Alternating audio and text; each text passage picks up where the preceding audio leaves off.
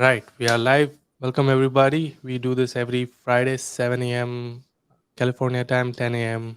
New York time, East Coast time, and 8:30 India time. We have Rajiv ji with us. Rajiv ji, let's start with H1B news, visa layoffs, and all that stuff, and Hmm. any immigration updates. So let me begin with the one that is really new and everything else is a rehash. So, what the government has done is, as they had intended to do, between January and June, which is this month and within 6 months, they have added a whole series of petitions that can be premium processed. Mm, I think the last one of that is I-539. Why is that important? Because that's what you use to extend your H4. mm, So right now, if you want to get automatic extension of your employment authorization, you must have your H4. So EAD is only automatic extension is only as good as your status is good. mm.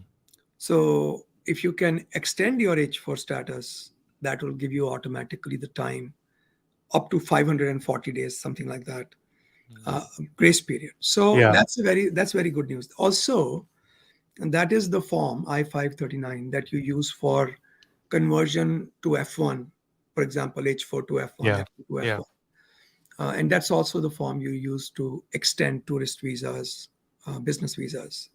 So that really does help, I think. Mm, Now, in addition to that, of course, there are also, um, I think, a month before that or 2 months before that, they are extending the premium processing to OPTs, STEM OPT extensions. Also very important because sometimes you get stuck in these delayed adjudications. yeah. That's one part.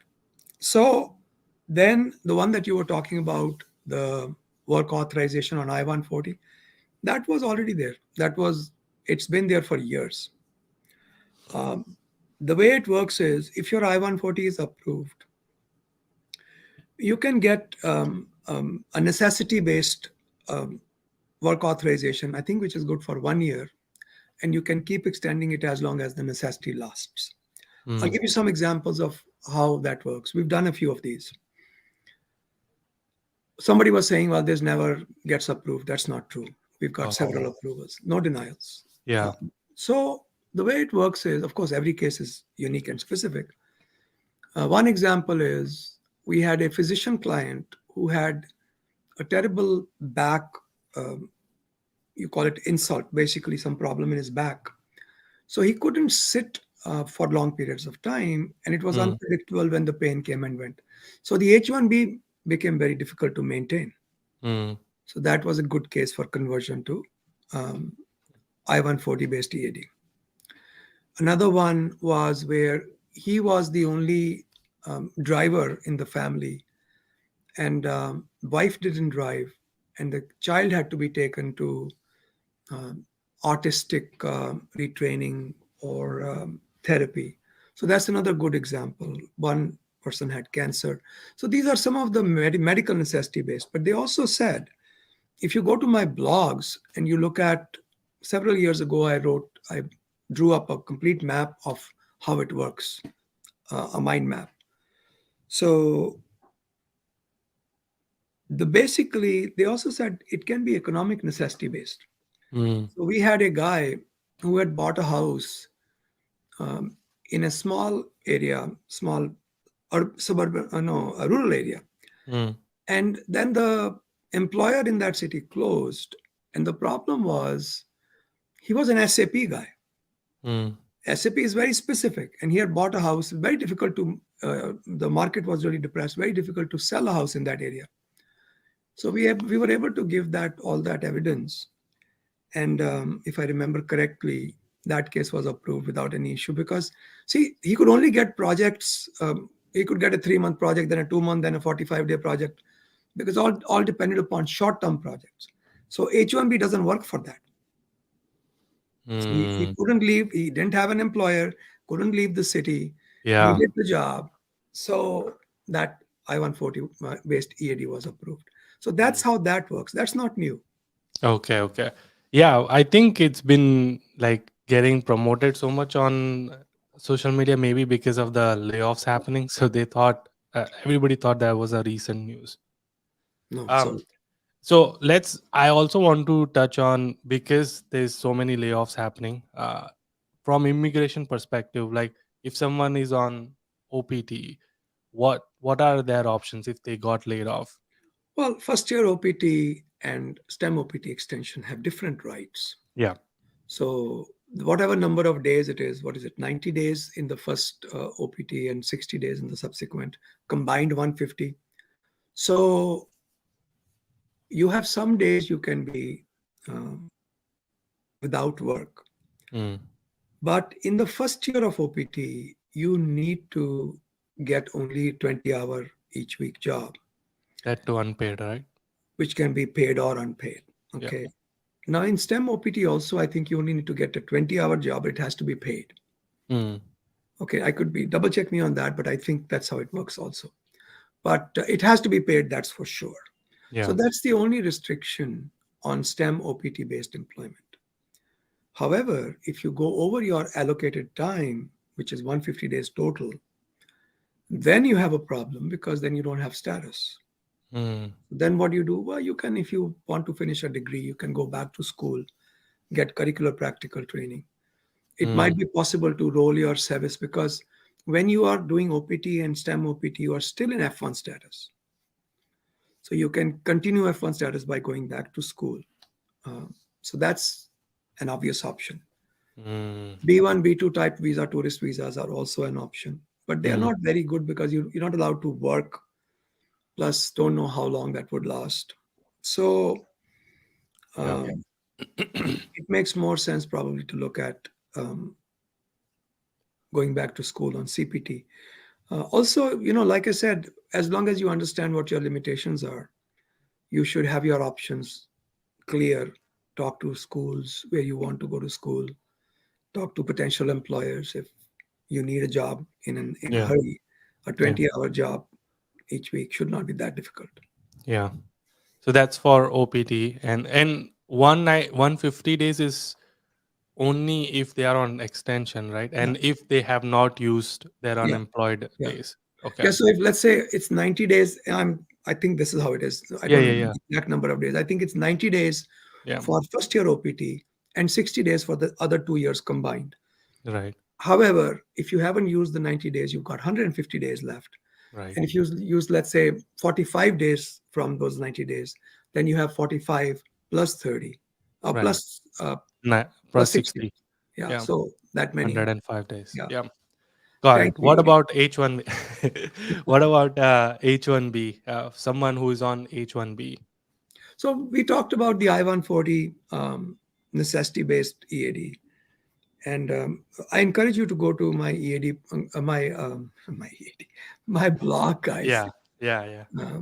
And I have given a couple of pictures there that explain how the whole process works when the regulations first came out in 2017. So this will be in the 2017 blog entries. Mm. Um, for H1B, that's one option. The second option is And they only have 60 days, right? you have 60 days to apply for your next H1B. You can go on to B1, B2 application pending. But if you get a job while the application is still pending, government will not give you an H1 within USA. They'll ask you to go outside USA, get a visa stamping, or if you already have a visa, come back on that visa. Mm. You need to step out and come back in because a pending application is not status. It is merely a permission to stay, what is called authorized period of stay. Okay. Right.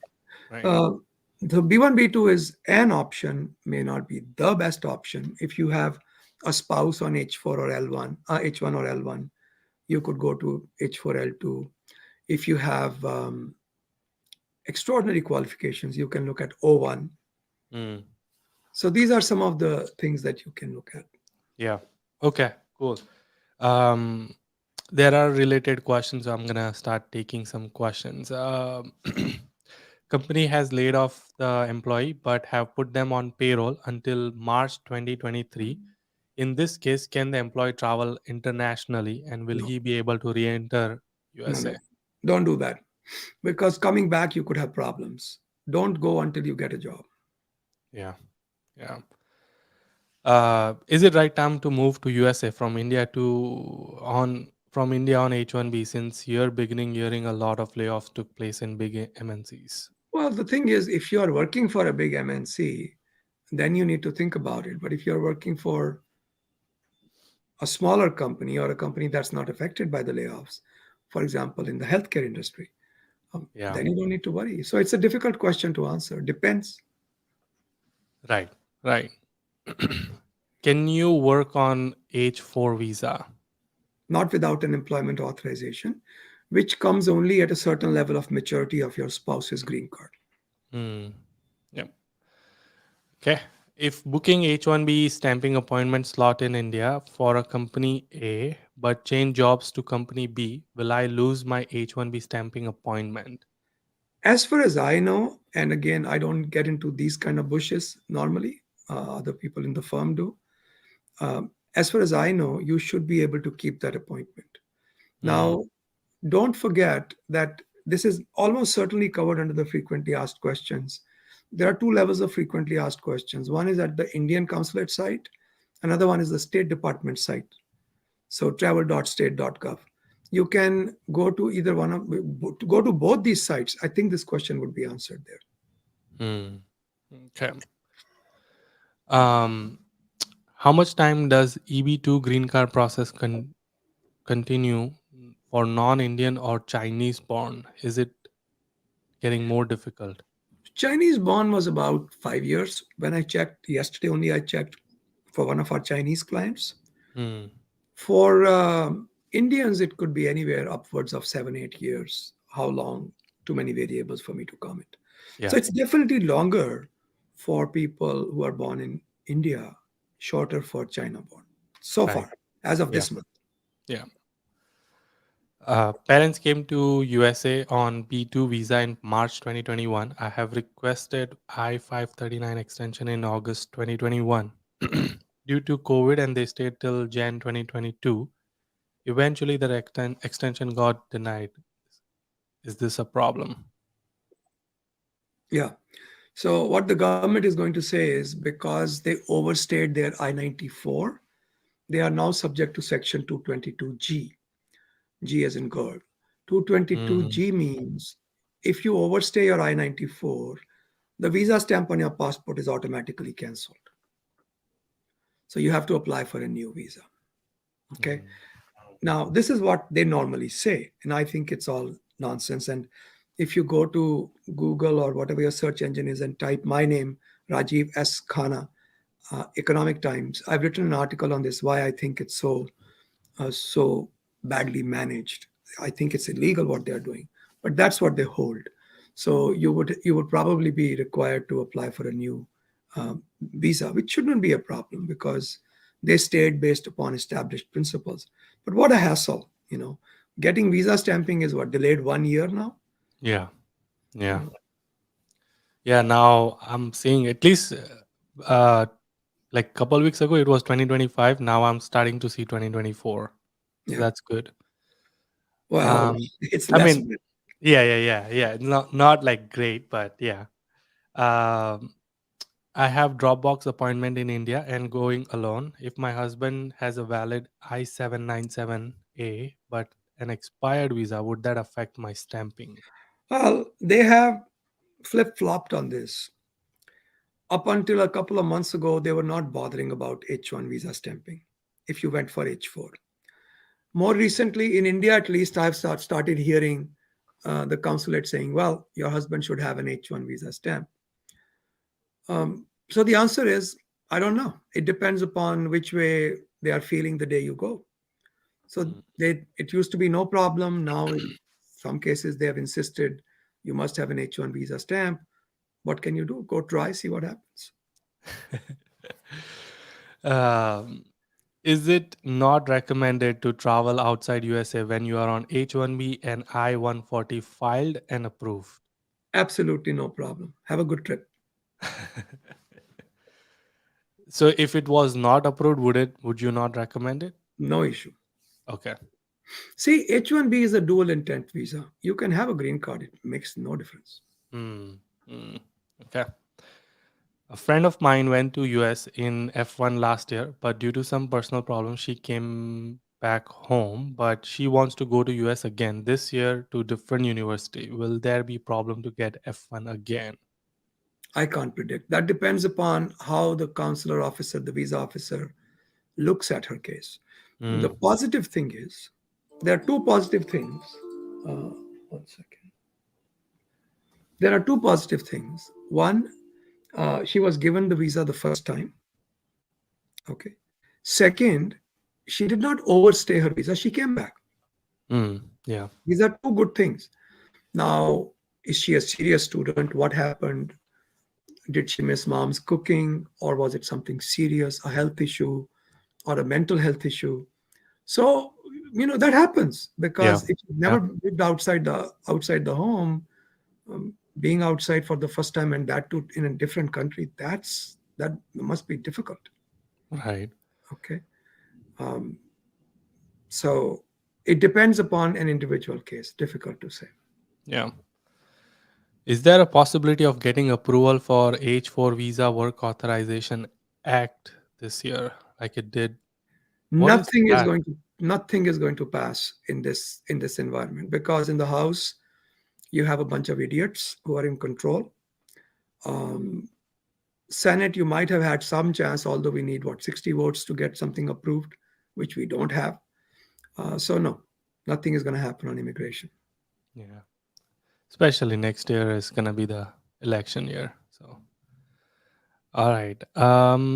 If I were to file for an F1, but my H4 was going to expire, would I have to file for an No, H4 extension? no.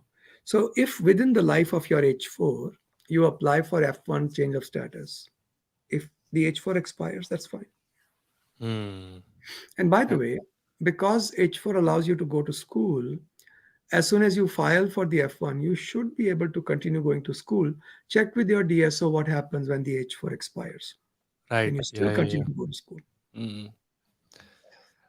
Can I visit to Canada with valid F1 visa, or do I need to take another visa? Well, if you are on F1 status, maintaining status, you can definitely go to Canada, no problem at all.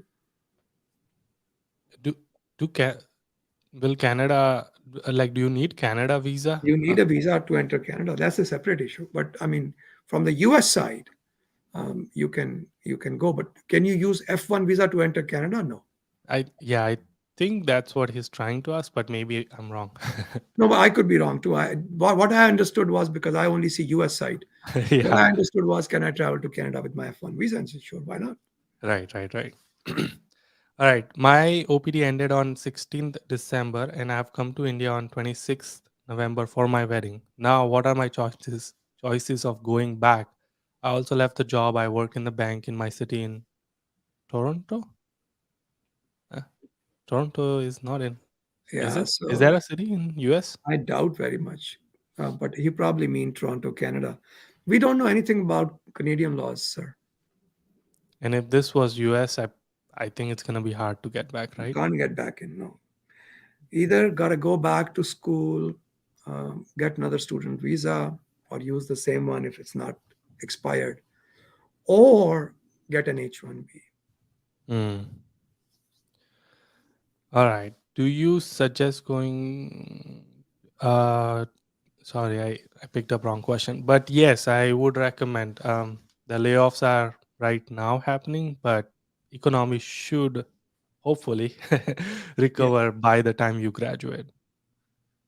yeah. Um, I'm in a mid of L1B process. Do we need any US supervisor letter for processing visa? If yes, please let me know any criteria for any US citizen or green card holder. Hmm. No, no, no. L1B does not require any third party intervention. L1B requires only cooperation from the two companies that you work for. That's it. Mm. Mm. Um, if someone is on L1 and got laid off, what are the alternatives? Pretty much the same as H1. 60 days grace period, can't find a job, leave or convert to student status if you want to go to school, or B1, B2 if you want to just wait it out and look for jobs. Mm. My I-140 is 45 is pending. My OPT has expired. Can I stay back in US until I get my green Sure, card EAD? sure, because you have your 485 pending. Having a pending 485 gives you the right to stay in the United States. Mm. All right. I know we are at time, so I'll probably take one last question. I'm just looking for um, something which could be fun. You All see if right. there's anything urgent that you can see. Yeah, I'm not seeing anything. Hmm. Um. Oh, this is our rich best friend. Hello. Yeah, yeah, yeah. He says, if I re-entered USA on F1 visa 3 weeks ago, how long should I wait? You know, this law has been taken off the books. There used to be a regulation that said uh, it began with 30, 60, 90-day rule, then became a 90-day rule. So the idea is that if you enter the United States and exhibit activities that are not conducive or not allowed under your visa that you entered on, then we consider that maybe you're committing fraud. So 90 days is the ideal under the old regulations. And now it's simply a matter of convention. I think you Mm, should wait maybe a semester, and that would be the smart thing to do, in my opinion. yeah. All right. I think that is it for today. Thank you, Raj. Oh, go ahead, Raju. Always Organize. a pleasure, Yudi. Take care of yourself. Yeah. Stay Take care, strong. everybody. I know it's a rough season, but this will You'll be all pass. right. These Yeah. things happen up and down, happens all the time. It'll be okay. Yeah. Yeah. All right. Thank you, everyone. Bye. Thanks, Bye. Raju. My pleasure.